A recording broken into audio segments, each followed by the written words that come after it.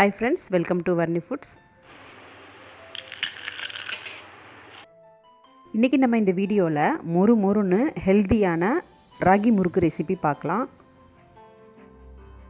நம்ம எப்பயும் முறுக்கு பண்ணுறப்ப உளுந்தம்பருப்பை வறுத்து அரைச்சி பண்ணுவோம். அப்படி இல்லாமல் கொஞ்சம் டிஃப்ரெண்ட்டாக உளுந்தம்பருப்பை வேக வச்சு அரைச்சி முறுக்கு பண்ணலாம். இந்த மெத்தடில் ரொம்ப சூப்பராக இருக்குது முறுக்கு. நான் செஞ்சு பார்த்தேன்.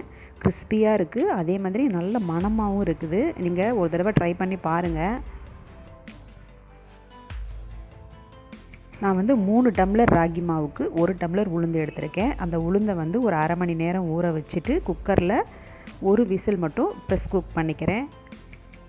ஒரு விசில்லையே நல்லா வெந்து வந்துருச்சு. இப்போ இது தனியாக ஒரு பிளேட்டுக்கு மாற்றி ஆறின பிறகு நம்ம மிக்ஸி ஜாரில் கொஞ்சமாக தண்ணி சேர்த்து அரைச்சி எடுத்துக்கலாம்.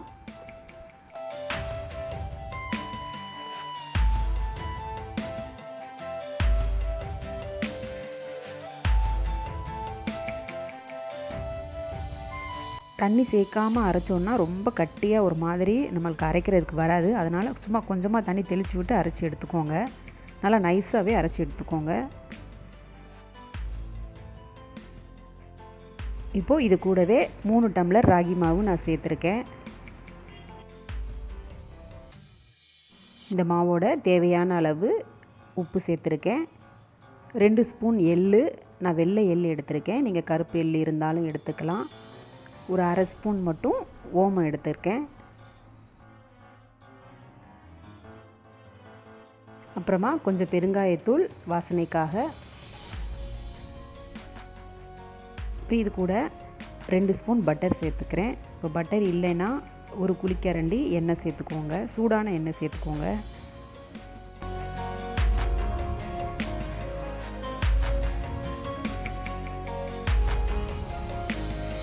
இப்போ மாவு நல்லா பிசைய ஆரம்பிச்சிடலாம். ரொம்ப அழுத்தம் கொடுத்து பிசையணும்னு அவசியம் இல்லை. முறுக்கு கொஞ்சம் காரமாக வேணும் அப்படின்னா 1 ஸ்பூன் மிளகாத்தூள் சேர்த்துக்கோங்க. அப்படி இல்லைன்னா ஸ்கிப் பண்ணிவிடுங்க.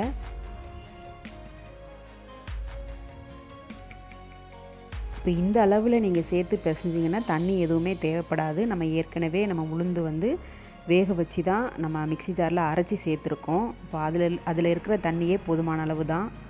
நான் எக்ஸ்ட்ரா தண்ணி எதுவுமே சேர்க்கலை.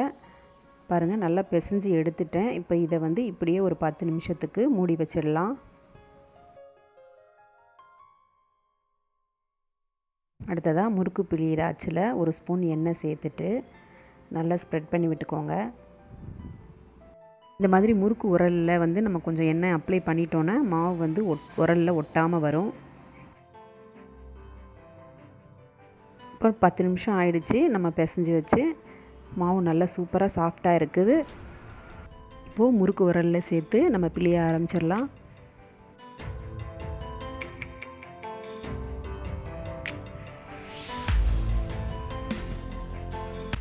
பாருங்கள் எவ்வளோ சூப்பராக அழகாக வருது அப்படின்னு.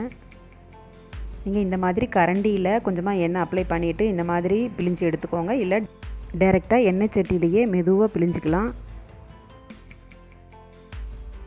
நம்ம பிழிகிறதுக்கு முன்னாடி எண்ணெயை நல்லா சூடு பண்ணிடணும். சூடு பண்ணிவிட்டு அடுப்பை மீடியம் ஃப்ளேமில் வச்சுக்கணும்.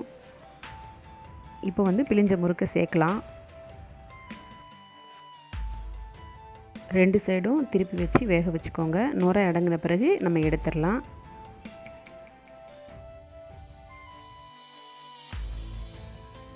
பாருங்கள், நல்லா முறுக்கு வெந்து வந்துருச்சு.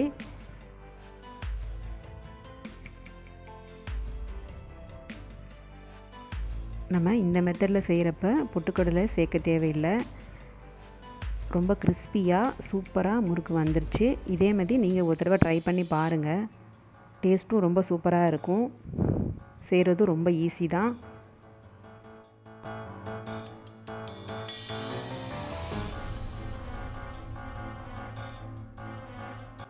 ஸ்கூல்லேருந்து வர பசங்களுக்கு இந்த மாதிரி ஹெல்த்தியான ராகி முறுக்கு செஞ்சு கொடுங்க.